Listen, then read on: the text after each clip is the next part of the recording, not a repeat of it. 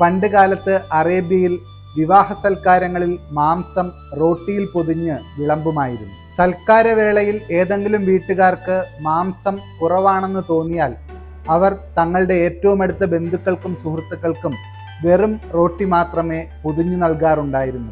അതിലൂടെ സൽക്കാരത്തിന് ക്ഷണിക്കപ്പെട്ട അന്യരായ മനുഷ്യർക്ക് മാംസം ലഭിക്കാനും ആ കുടുംബത്തിൻ്റെ അഭിമാനം സംരക്ഷിക്കപ്പെടാനും സഹായിക്കുമായിരുന്നു.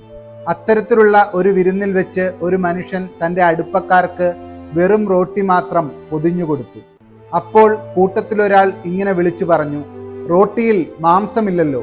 ഉടൻ ആ മനുഷ്യൻ മറുപടി നൽകി, ക്ഷമിക്കണം, ഞാൻ നിങ്ങളെ എൻ്റെ സ്വന്തം ആളാണെന്ന് കരുതിയിരുന്നു. പലപ്പോഴും നമ്മുടെയൊക്കെ ജീവിതങ്ങളിലും ഇത്തരം മനുഷ്യരുണ്ടാകും. അവർ നമ്മുടെ സ്വന്തം ആളുകളാണെന്ന് നമ്മൾ കരുതുകയും നമ്മുടെ അഭിമാനം അവർ സംരക്ഷിക്കുമെന്ന് വിശ്വസിക്കുകയും ചെയ്യും. എന്നാൽ അവരാകട്ടെ നിസ്സാര കാര്യങ്ങൾ പോലും പുറത്തുവിട്ട് നമ്മളെ അപമാനിക്കാനുള്ള ഒരവസരം പോലും പാഴാക്കാറില്ല. അതുകൊണ്ട് തന്നെ ഇത്തരം സാഹചര്യങ്ങളെയും മനുഷ്യരെയും മനസ്സിലാക്കി റോട്ടി ആർക്ക് കൊടുക്കണം എന്ന് തീരുമാനിക്കാം.